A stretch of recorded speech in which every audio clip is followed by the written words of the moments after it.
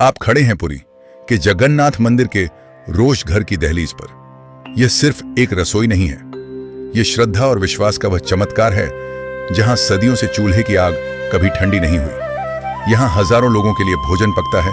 यहां बोलना वर्जित है क्योंकि मौन ही उनकी साधना है। यहां केवल मिट्टी के बर्तनों का उपयोग होता है जिन्हें एक के ऊपर एक 7 या 9 की कतार में रखा जाता है। और यही होता है पहला चमत्कार।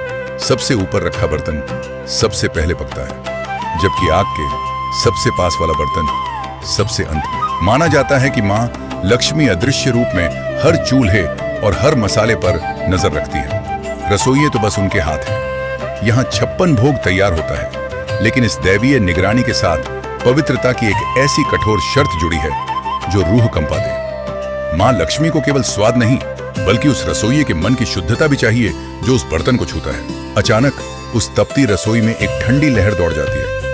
हाथ थम जाते हैं और धड़कनें रुक जाती हैं।